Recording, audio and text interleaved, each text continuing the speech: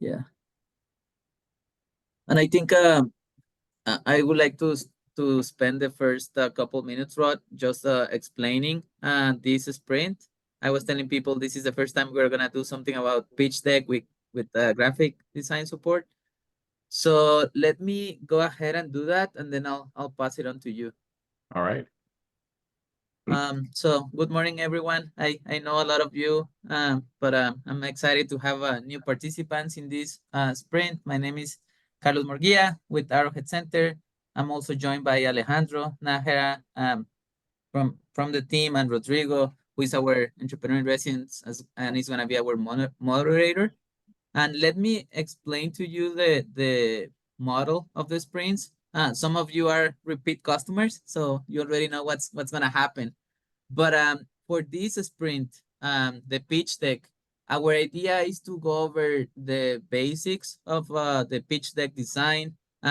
This this sprint is gonna be a lot more on the presentation rather than the business itself.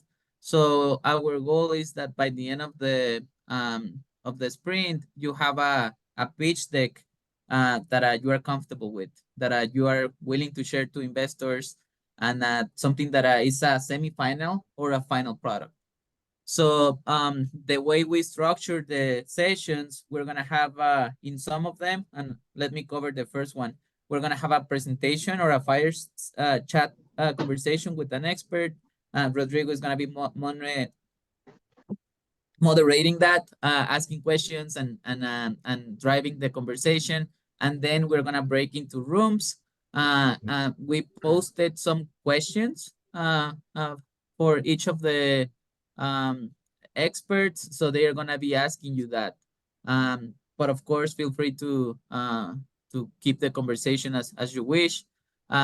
Some of the feedback we got last session is that the breakout rooms were very short, so what we're gonna do, instead of rotating you with all the speakers or the mentors, we're gonna rotate you with two of them. So you will get the chance to talk to two out of the three and have more time with each of them.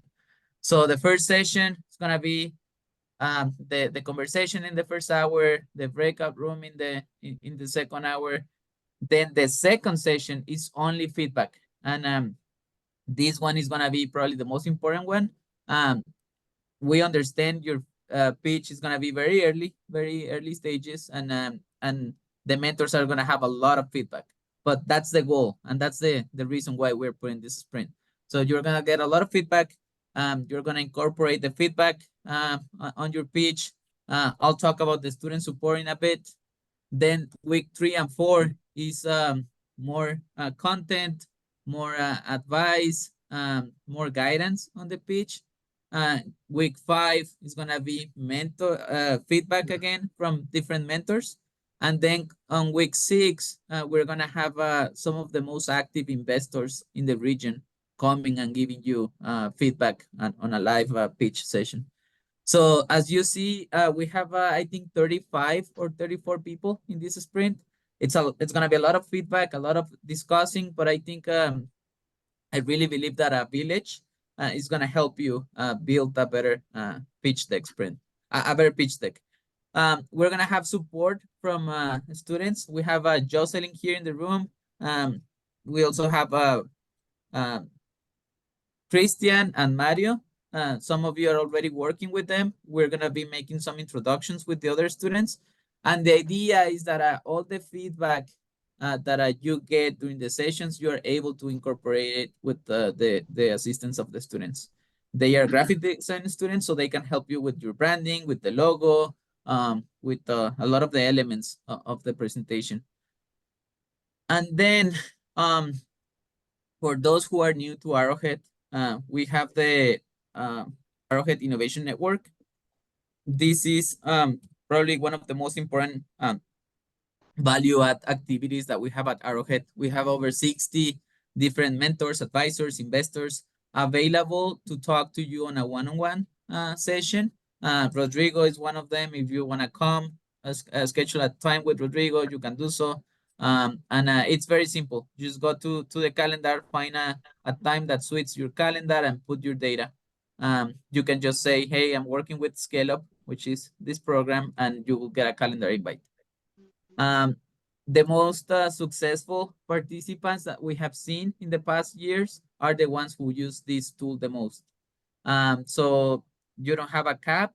You can talk to as many people as you want, and we really encourage you that in addition to the feedback that you're getting in the session, just to schedule meeting with people to get more feedback, to get to practice your pitch. Because remember, on the last session, you're gonna have the opportunity to pitch it in front of live investors. Um, questions? Let me just add something to that, Carlos. Mhm. I think we've been doing this for, well, I'm with you guys, me personally, I think 2+ years now, and completely agree that joining these one-on-one sessions with advisors is by far where you're going to get the most depth of feedback and value for your time.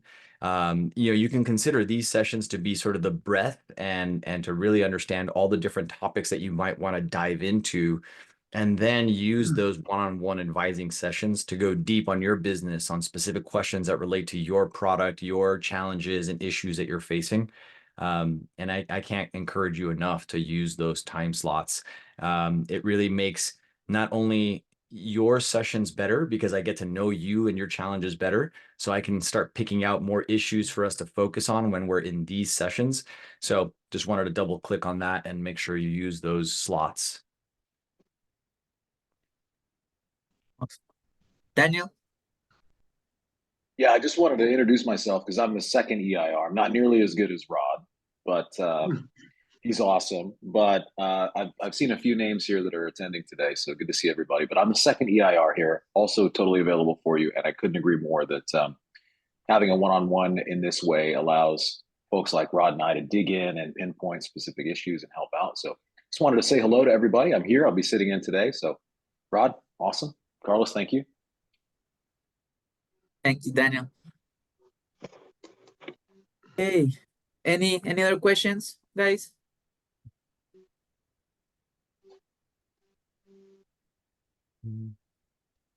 Okay, I think our first speaker of the day is in the room, Rod. So, Right. here's Sounds good. Let me find him in my Brady Bunch view and pin it.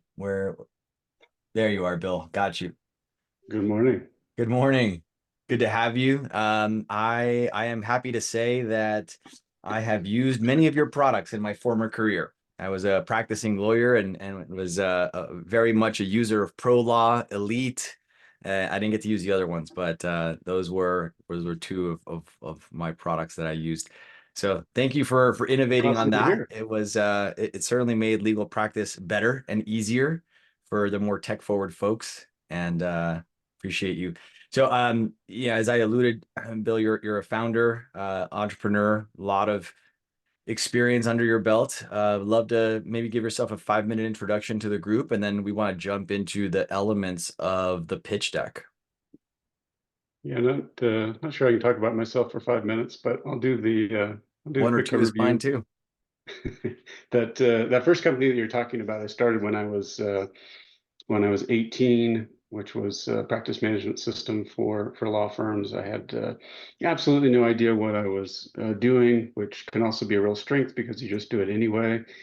And eventually, I learned how to build a business, and we became the most significant in our space of automating mid-size law firms, and sold that company to Thomson Reuters, where we turned around and acquired Elite that you also referred to.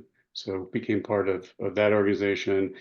I then did a skunkworks project within Thomson called West KM, so built a business from ground up within a large company, which is probably the only more painful way to build a company than doing it independently. It's inside a huge bureaucracy, but learned a ton from doing that.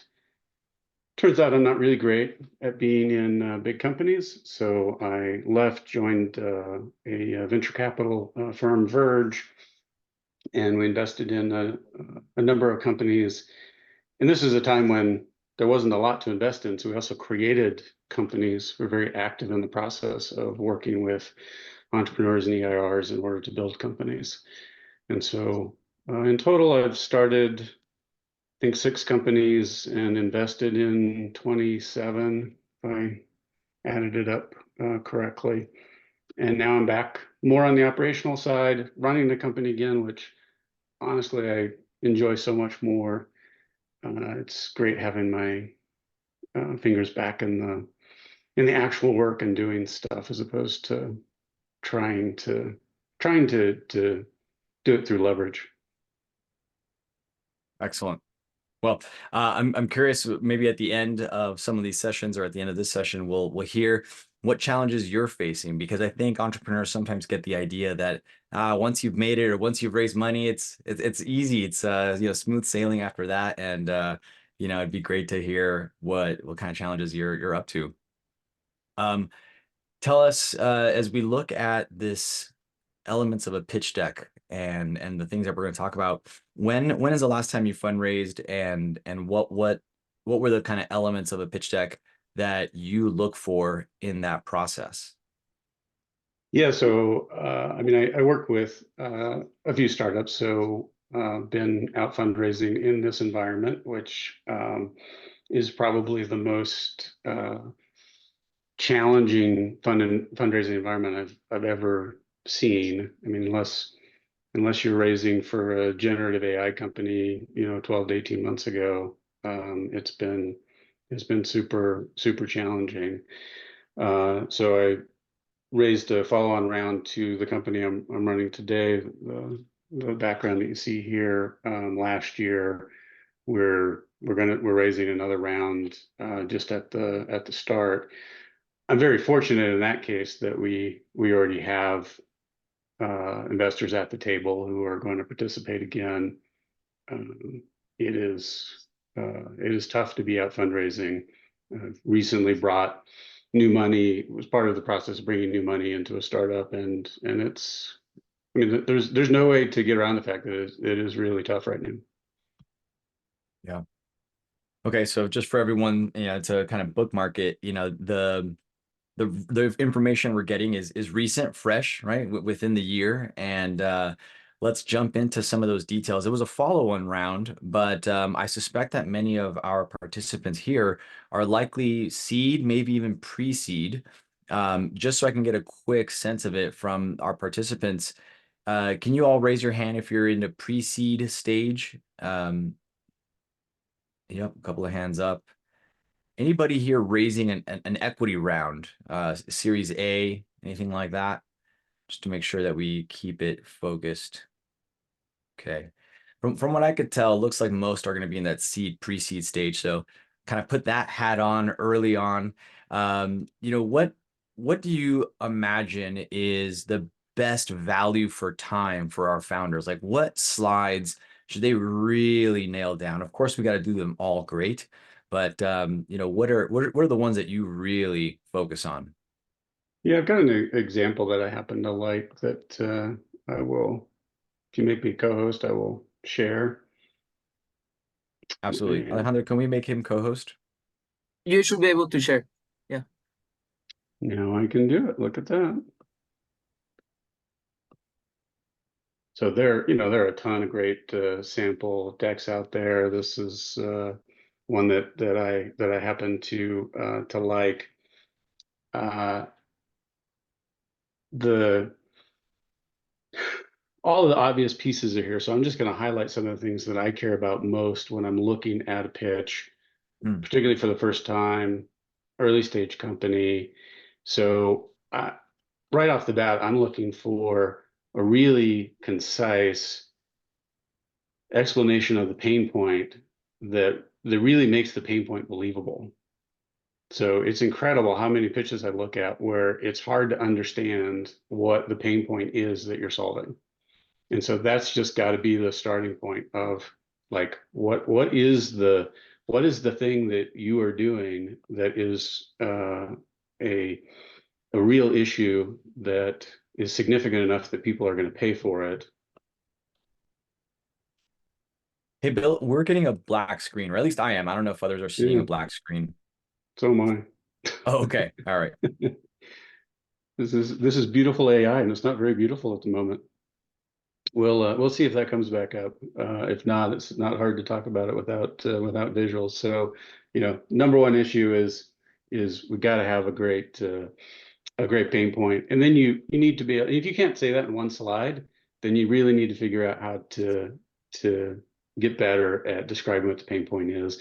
And the same thing with the second slide, which is what's the solution, and you need to demonstrate that you have a very different and interesting and viable solution that goes directly at that pain point.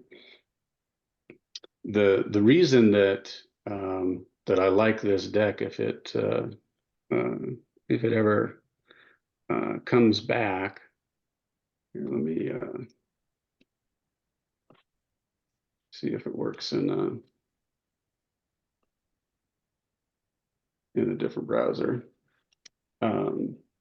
Bill, if you want to put the link in the chat, I can also share it. Okay.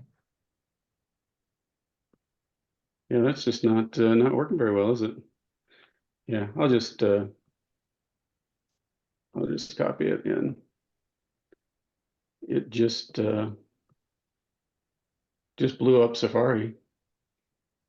Not impressive. Maybe it's their new VPN relay. It keeps blocking content for me sometimes. It's real pain in the butt. I just released that new version, and it's like, in some cases, it'll block content. Some websites have caught onto it, and they're telling me, "Oh, are you using Safari? Try a different browser." Hey, look at that. Much So better. There we go. just tell me if I need to move. Yeah, let's keep going. Let's go to the next slide. Keep going. So here's the problem. We want to capture that very quickly. Next slide's going to be what the solution is. So product, service, whatever it is you're doing, you need to be able to capture that in one slide. Next. This is so important right now, which is if you're not already doing something and you don't have traction, I mean, if you're at the seed stage, you really need to be able to pull in enough resources from friends and family to go out and get traction and be able to demonstrate that you are somewhere into the process. Because the idea of just going out and raising money with a deck, unless your college roommate was a VC or you already made somebody $10 million, that's going to be a hell of an ask. And so you really need to be able to show what you've already accomplished, even at this early stage. And if you don't have that, if I were you, that's what I'd be figuring out how to do. How am I going to get the resources in order to make that happen? Because the time and effort going into that is going to be much better spent than going out and trying to raise money. Now, it depends a lot on whether we're talking about professional investment or friends and family moving up to angels. So there's some differences in terms of who our audience is. But if you're seed stage, you're raising from your network, and you're going to have to start really close in, build some traction so that you can expand that circle. All right, let's see what's next. This is actually the reason that I like this deck, which is everybody talks about the obvious things of the team's really important. You got to have a big market. You got to be able to define what the problem is. Probably the most underappreciated thing about whether you're going to be successful or not is whether you've got the timing right. And a lot of investors are looking at that. Is this the right time to do what you're doing? And another way to think about that is, why are you the right team at this point in time to do this thing? And you need a really killer answer for that. Why this is the perfect time to do this, and why you're the perfect team to do it. If you don't have a great answer for that, let's start brainstorming and come up with one. because that's the thing that's going to create energy around what you're doing. So this is the thing that this deck has that most of the time isn't really called out, even though it's sort of inherent in the pitch. And it's all about what's unique about your team and the timing right now. And that's the number one thing that I look for when I'm evaluating something, because everything else you're telling me is going to change. Like the definition of the problem is going to change because you're going to get in the market and you're going to learn things, and exactly what problem you're solving and how you're solving it is going to change when you're talking about an early stage company. And the size of the market, because you're going to change the definition, how you're solving it, is going to change. I want you starting with a big enough market, and if we move forward here, we're going to hit the market slide before long. We'll see what's before that. Let's move forward in the slides and see what else we got here. There we go. So the reason I like this market sizing is because almost everybody talks about TAM, total addressable market. It's super important that you are able to get to the top two boxes here. So you'll see pitch decks over and over again where all they do is talk about what the TAM is, and you know, the advice is you got to have $1 billion market, which is great. But actually what I really care about is that top section, which is for the product that you're envisioning, that you have right now, or that you're going to build with the money that you're raising. What's the very specific niche of customers that you're going to be able to sell to with just that product? And then that translates into what's the serviceable market, if you're successful with that you could truly get out of the TAM. And those tend to be very different markets. So right now I'm operating in a market where my TAM is about $4 billion, but the law firms that I can actually sell to in the upcoming year is about 72 million out of 4 billion. And what I can sell to over the next 2 years is about 282 million. And that's just a completely different picture than talking about a $4 billion TAM. And the fact that you break this down and understand it shows that you're actually thinking about what your go-to-market is and how you're going to get there. All right, let's move on.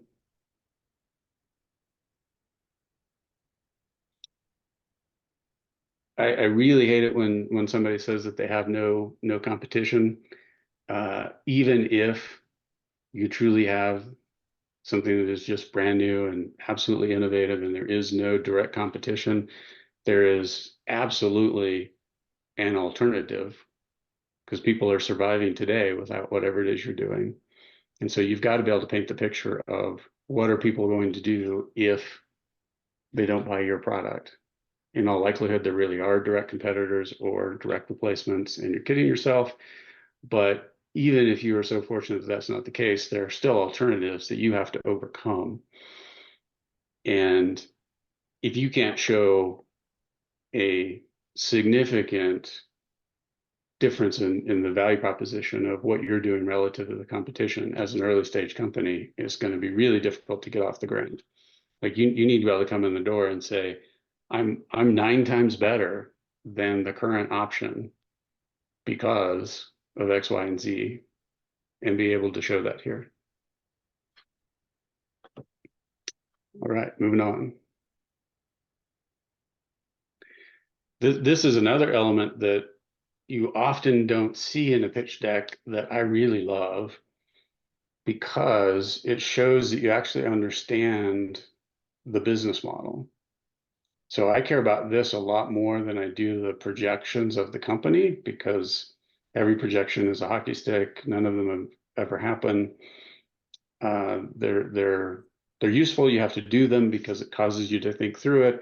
But the thing that I really want you to think through is the unit economics of going to market and selling. So for every customer that you sell, what is that going to look like? And it's too common when you press on what the unit economics are for a business, that it turns out there's really no way for that business to ever be successful. unless you raise just ridiculous amounts of money. So, I mean, this is so bad that it's something that we joke about of VC powered lifestyle, right? There was this time when you could take an Uber to get your discounted lunch, and it was just all VC money. Like the unit economics of Uber never worked. The reason Uber costs twice as much as it does today is because they actually have to make money now. You need your unit economics to work out of the gate. You're unlikely to be raising hundreds of millions of dollars in order to be able to overcome unit economics. Let's move on. Got to have the team slide. Prefer this to be about what's actually relevant to what you're doing here. When you're talking about seed stage, my personal belief is that it's really important you have a founding team. I think it's very difficult to build a company as a single founder with employees. Now I tend to work in B2B SaaS, and so in that area, single founder companies are either the technical person or the business person. Sort of applies to every technical business, and there are significant problems with either one of those.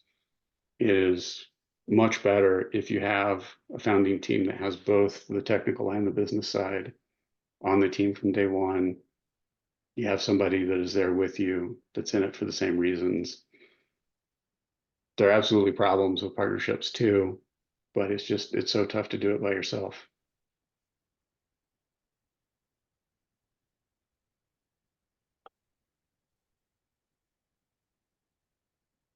I love that the financial projections are at the end because they're so meaningless, but you do have to have them. And I hope that is it. There we go. Awesome. Well, I think there's a lot of places we can dig into for the Q&A portion. And as a reminder for everyone in the audience, that this is our fireside chat. I invite all of you to participate and ask questions.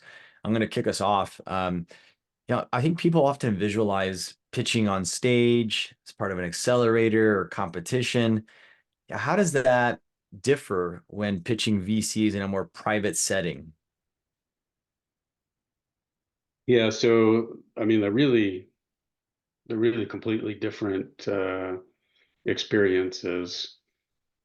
When you're pitching an investor privately, so much is going to depend on their approach and how they deal with things. And so your script is likely going to get blown up about 15 seconds or 30 seconds into the process.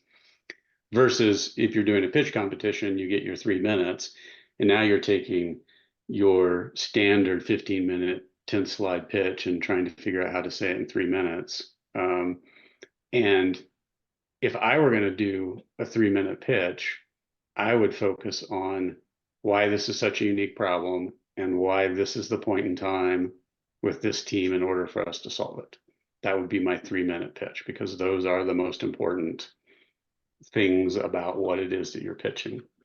Can you repeat that for everyone? It's why it's a unique problem, your approach to it, and the team. Is that right? Well, the team and the timing. Like, why is now the time to solve this problem? Let's unpack that a little bit. I did want to double click on that. Let's do an example of of why is it the time now? If you could do one from ZebraWorks, that would be great. More relatable to everyone, that would be awesome too.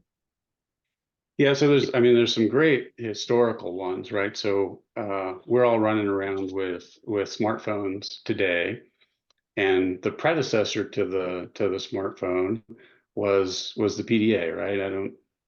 We have some people here not alive long enough to have to deal with those, but I loved my Trio, the Palm Pilot. Well, there was a round of, and those were successful products, right? Palm was a very successful company. There was a round of companies that came before that tried to do the same thing, that raised ridiculous amounts of money, that had incredible teams, and the timing was not right in order to bring that kind of product to market. Think of Apple's Newton. Like they tried to create a Palm Pilot before Palm, and they were not successful because the technology was not ready, and the market wasn't ready. It's happening right now with whatever that AI pen thing that just came out. I Humane, forget what it's called. humane AI. Yes. There's some core technology there that is super cool. It's just too early. Like Hmm. it makes a great demo, but a horrible product.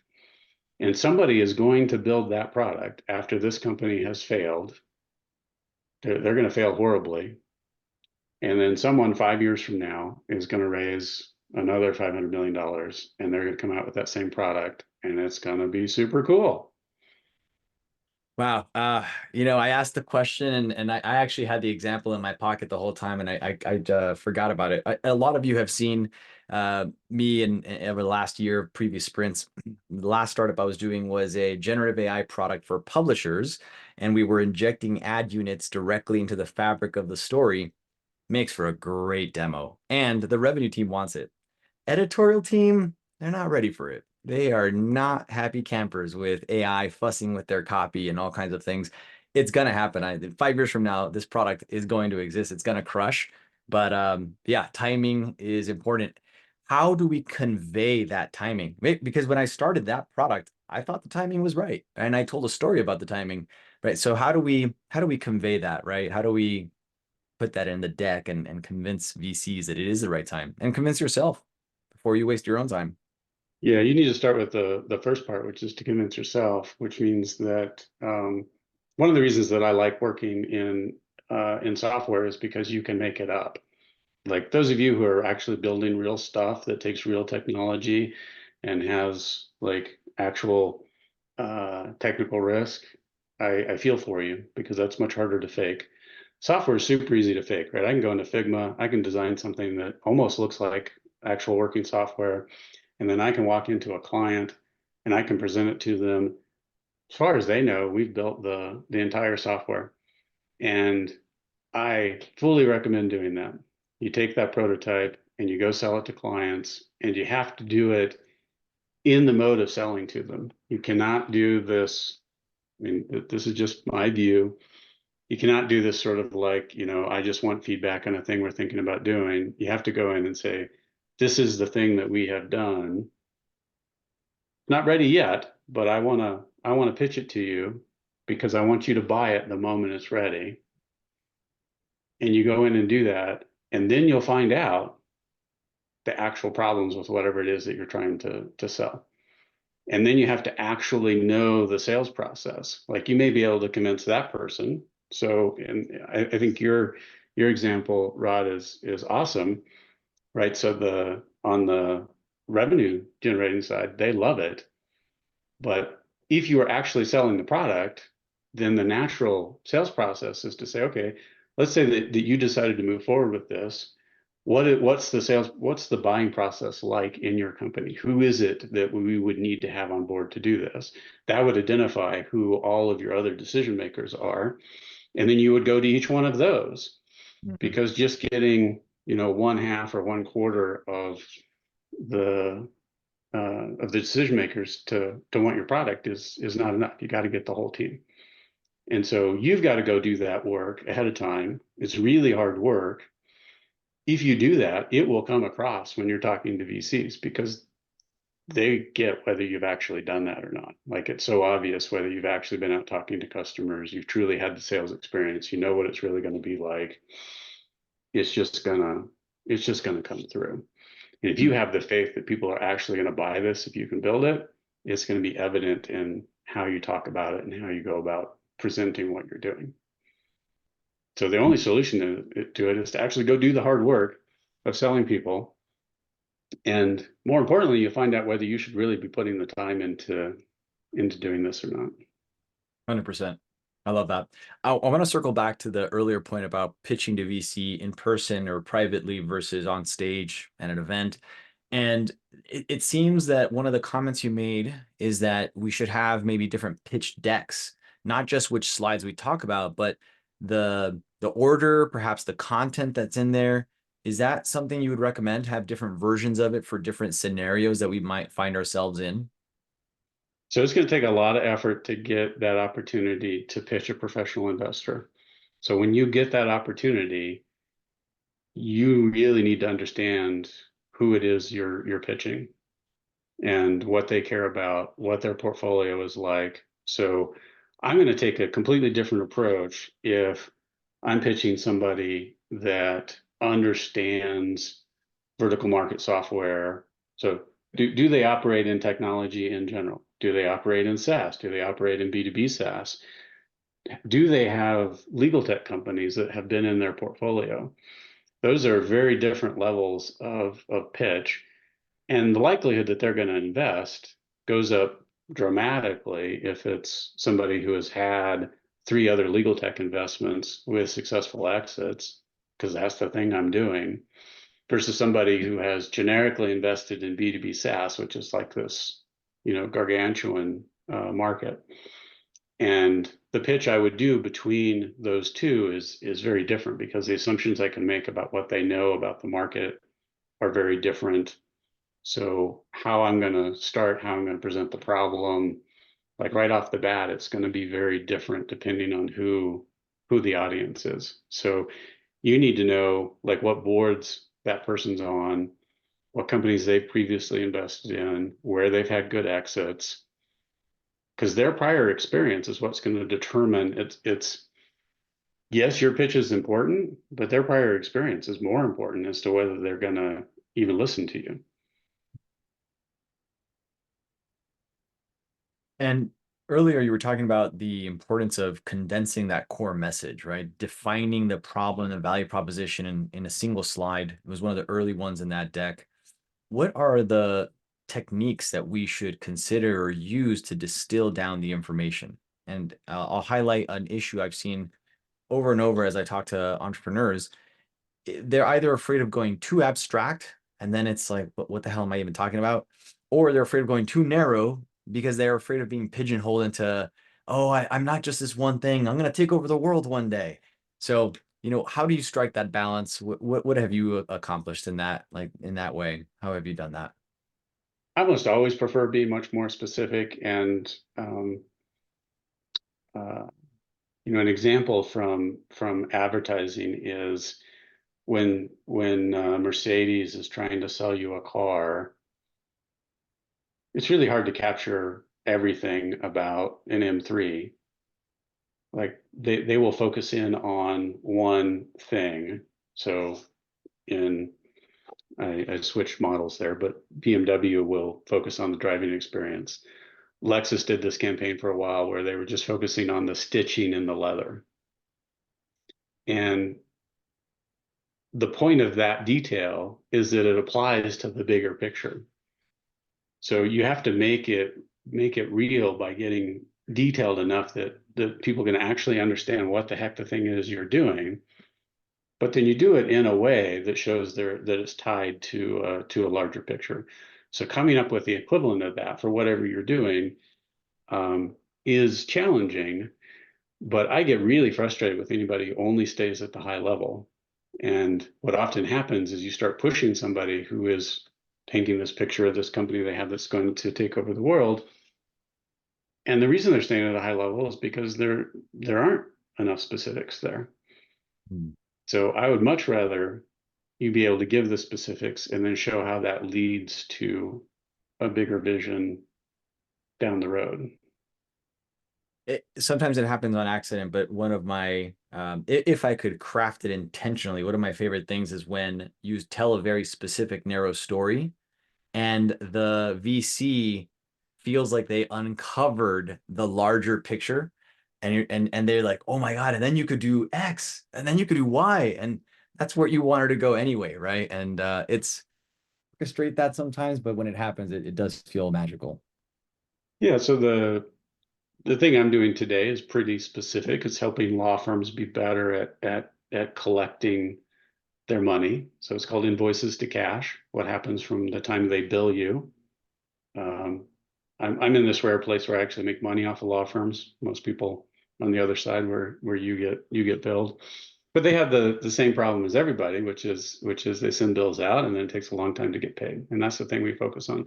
The way I talk about it is I talk about this firm we have up in Buffalo, New York called Lippes Matthias, who started using our product, and they got $150,000 in the first 2 months that they were never expecting to collect.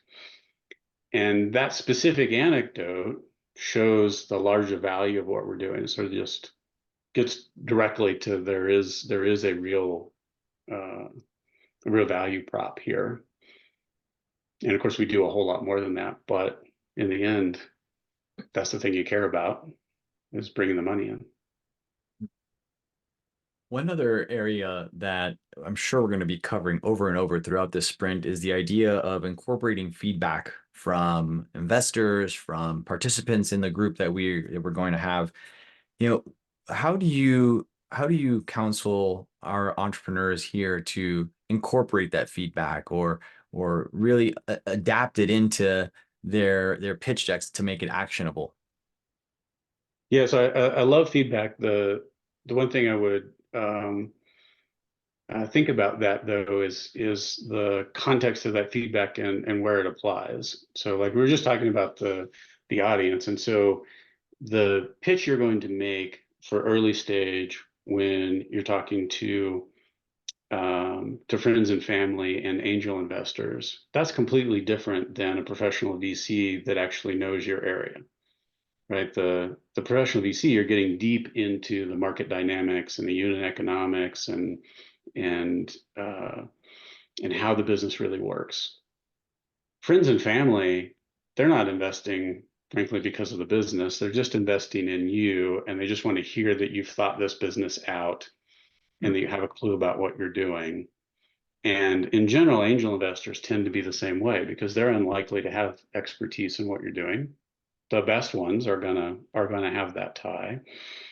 And so the challenge with feedback is to put it into those same categories because it comes from those different perspectives. And so you have to apply it in the right context. And one thing I'll add to that for our participants, oftentimes the feedback is maybe shrouded in a candy wrapper. It takes the form of a question rather than, you should really edit that slide there on market sizing. I think you should do this or that or the other. It rarely comes in that form. I think more often it comes as questions that are hard for you to answer. Questions where maybe you answer, but you had to hubba and dance on your feet a little bit. Those are that is the feedback. That means that you are not communicating some key aspect of the pitch to that investor, and you need to find a way to solve that before the next pitch. Is that something you've seen, Bill? Yeah, I love that. You should do a postmortem after every single pitch that you get the opportunity to do and learn from that and figure out how you're going to do it better next time. And when you're first putting your pitch together, all you really want to do is get the opportunity to pitch. It doesn't matter who you're pitching to, as long as it's somebody who can give you credible feedback that has some sort of experience. Like you just want to be pitching and pitching and pitching and pitching. And if you're not excited about giving this pitch 500 times between now and when you raise the money that you need, then there's no reason to be doing this, because you're going to give this pitch so many times that you're sick of it, and it's going to have to evolve over and over and over again.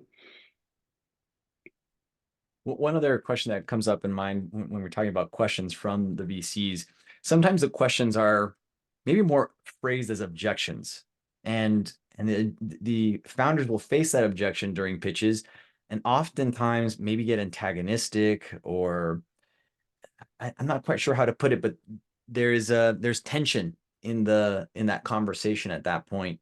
What are ways to resolve that tension, or how should founders deal with objections from investors? Yeah, so I mean, VCs can be some of the most painful and difficult people you'll ever deal with. I have a lot of respect for VCs that have been there and done it and now are investing. I personally have more challenge with someone who got their Stanford MBA and raised a fund and really has never built anything and is now telling me how to to run my business. Doesn't mean they don't have good ideas, but that's like the personal thing that I have a real issue with. And you're going to deal with some version of that because they tend to be extremely direct. Professional investors, they're hearing all kinds of pitches. They want to see how you perform under pressure. This is being done on purpose. This isn't like I don't want to take away from the fact that they do tend to be annoying people, but there's a reason for that because they do this all day long and people are trying to get money from them all the time. And their job is to figure out who can actually make it through the gauntlet. And so they are going to be tough on you. And you just have to be prepared for that and willing to withstand it. You don't necessarily have to have all the right answers to everything they come up with. What you need to do is not start crying because they're yelling at you. I mean, at some point that may very well happen to you, that somebody has just had a bad day and they start like really going off. So, that's just part of the deal. As long as you handle it professionally and have reasonable responses, even if you don't know the answer to the question that they're asking, you're gonna pass the test. I've often heard, some of the lectures and literature out there, passion is so important. Yeah, how do we convey passion without coming off as hokey and over dramatic? For me, it comes from the actual connection of you have been out there working on this. You really do care about the problem. It's not a manufactured passion. It's like you've chosen to tackle this problem because it's meaningful to you. You want to go after it. So I'm a great example of that. I'm working in an area that to a lot of people seems enormously boring. I'm working with law firms. You're familiar with that environment, Rod. I'm working with the billing side of law firms, so the boring part of dealing with law firms. But yet it's full of interesting problems that I like solving. And if you sit down and talk to me about what it's like to deal with that in a law firm, I'm going to come across as passionate because I care about those issues and I'm really good at solving them. And it's real. It's not something that I'm making up for effect. If you don't feel that way about the thing that you're doing, then like don't make up for it by trying to be passionate. Go do something else that you actually do really care about. Yeah, well said. Like Well, imagine, so this is an example that I love, and it applies to investors that you're pitching. It applies to later. You go through all this, you build a company, you're successful, you're selling the company. The same thing happens, which is the person on the other side of the table from you, whether you're talking about the investor or down the road, the person who's buying the company, they do this over and over again. That investor is investing in, it depends on their history, but your typical VC firm, they've got a portfolio of 50, 100 companies. They do this day in and day out. And they go through, depending on the numbers that you look at, they look at 500 deals to make one investment. So you take those 50 deals and multiply it out. So you're going and talking about your one company to as many investors as you can get to. Think about, this is all they do. It's all they've done for the last 20 years is get pitches. They're vastly better at this than you are. It's what they do. Same thing happens when you sell a company. You're selling your one company, and the person on the other side bought 20 companies last year. Like they're really good at this. So there's an inherent power imbalance that's coming into that. And much better to face that and understand what you're dealing with and go after it and be okay with the fact that that's what their issue is. Now, here's the benefit that you have. Their problem is a really difficult one. how to pick out that one deal out of 500 to invest in. They have a really hard problem, which is how are they going to invest 500,000, $1 million in your company? And how's that going to turn into a 10x return? And frankly, they need to believe that it's a 10 to 20x return to even consider doing the investment, because most of their investments don't work. The ones that do work, they need to get 10x or above. So if you're not presenting them with something that's very believable that they're going to get a 10x or 20x return, then VC is not your source of funding. Your job is to solve that problem for them, is to be that solution, because they have a really tough problem. This is what they do. It's very difficult to do. You have to be that solution, and you have to believe that you are the solution, and you got to be able to line that up. We are here with a real problem that we truly understand, with the right team at the right time. We've got a business model that makes sense. You can clearly see how you're going to get 20x your money back on this.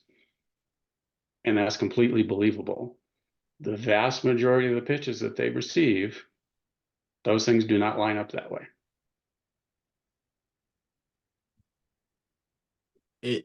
To hear you talk about it reminds me a lot of B2B sales. And, the problem that the customer has is picking that 1 out of 500 pitches. And, you got to position your product, which is you, your company, and the product that you're bringing to market as a solution to that problem. And it's very consultative and tailored to each investor. And yeah, I get the sense that you're in sales, Bill. I think you have to be in sales if you're going to build a company. Yep. I want to invite our participants. Anybody have questions? I know we've got maybe 5-6 minutes left. I didn't want to make sure no one wants to jump in. If not, I'll give it a count of 5, and I've got one more for us. There we go. I knew there was questions. There's always questions. Go ahead, Monica. Hi, I'm curious at what stage you're expected to know or work through your company valuation. Yeah. So we're talking in a pre-seed, early stage context. Correct.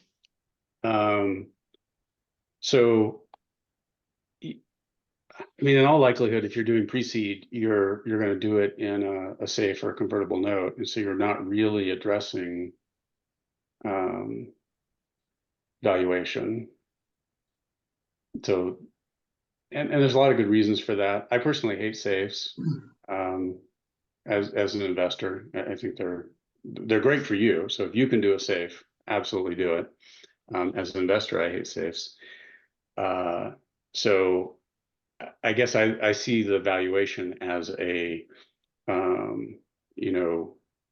late seed, post seed kind of question, and it is so dependent on the market condition and who you're pitching to. And so you're absolutely going to have a well-defined definition for getting to Series A, but you're also going to have the components that make it possible to put some have some metrics that will actually apply to creating a valuation. But the easy answer in early stage is just to do it as convertible debt. Often your very earliest money of friends and family is just going to be done via common, and the only realistic way to do that is a very low valuation, and you're just making it up. And so it is much better to get in the game and get started. I think there is honestly way too much focus on valuation, because your biggest risk is that you just never get there. That's the most likely problem. It's better to grow the value of the company. You're starting at zero. The question is, every step of the way, is the dilution I'm taking, is that now worth more than it was prior to this round? And if so, you keep moving forward. I wish there was like a direct answer, but That's helpful. Thank you. All right, I saw Jack and James with hands up. Please jump in. Okay, Bill, thank you. To do with the traction slide, we're one of those companies that can't fake it because we're developing a deep technology.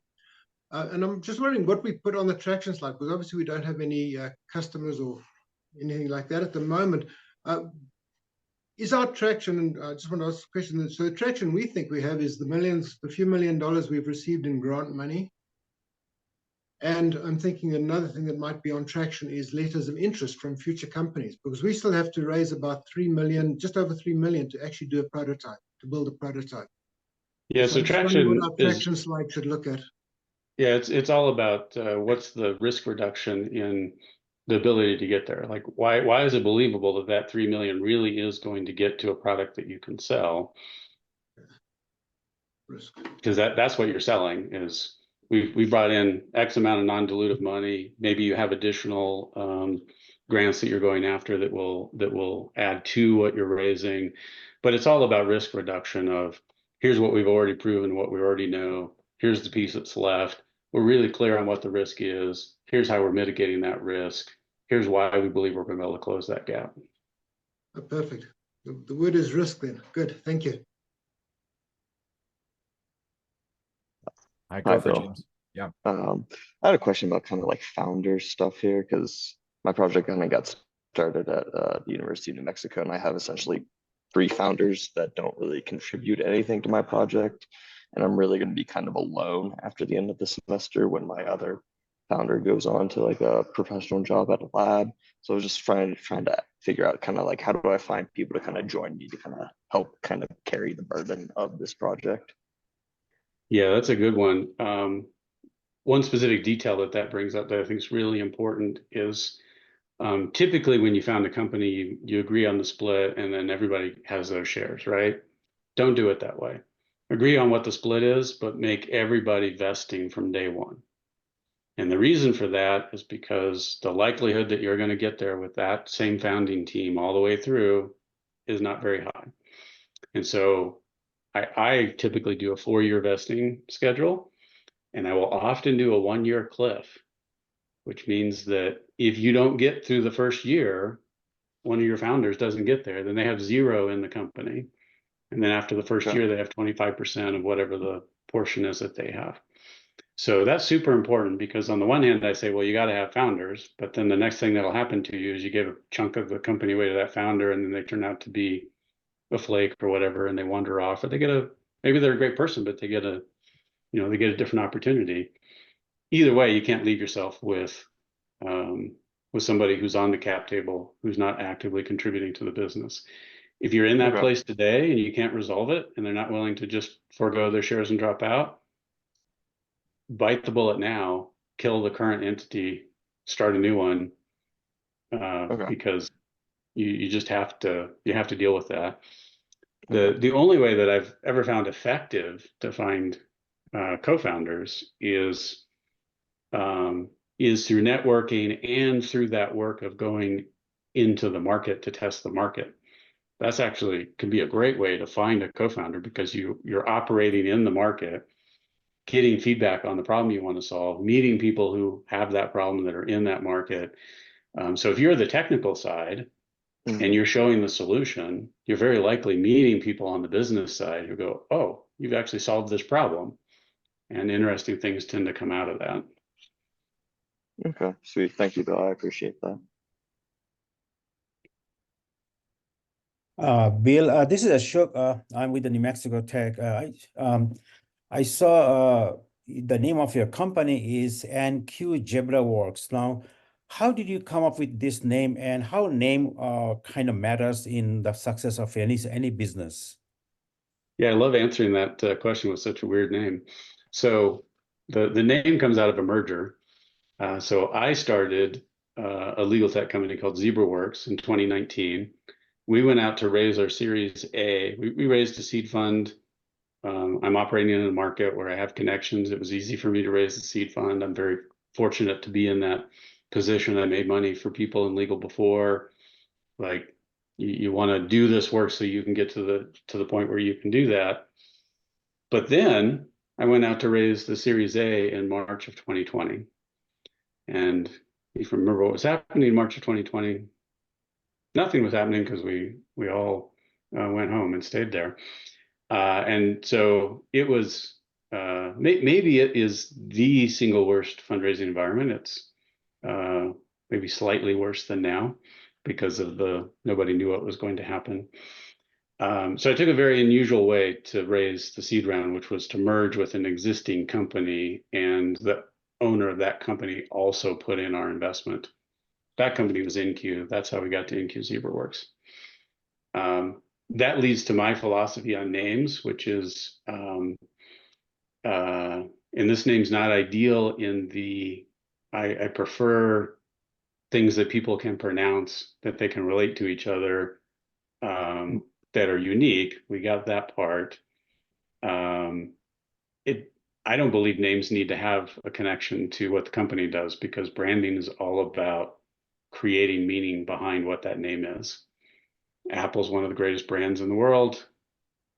Doesn't mean anything that has to do with what Apple does, right? Thank you. 100%. Bill, you've been great. Thank you so much for all of your insights, for your guidance on the key elements of the pitch deck. We're going to march on and start reviewing some of our participants' pitch decks. We all thank you so much for your time, your effort. We want to have you back at some point. And I'm just curious, what is the domain name for a company, NQ ZebraWorks? Did you shorten that, or you got the whole thing on .com? Well, we did, nqzw.com. Nice. I do think having the .com is important, even in this day and age. Yeah. Well, thanks again, Bill. We'll be sure to reach out again for another chat. You've been wonderful. And on some separate day, I want to chat with you about legal tech software and see if I could be helpful to you in any way. I've got lots of law school friends that could probably use your solution. That'd be awesome. Thanks. I enjoyed it. Appreciate it. Okay, Carlos, let me pass it to you. We're going to take a quick bio break and then jump into the breakouts. Yes, that's the plan. Let's take a 5-6 minute break and be Okay. back by 10:10, please. 10:10, and we're back.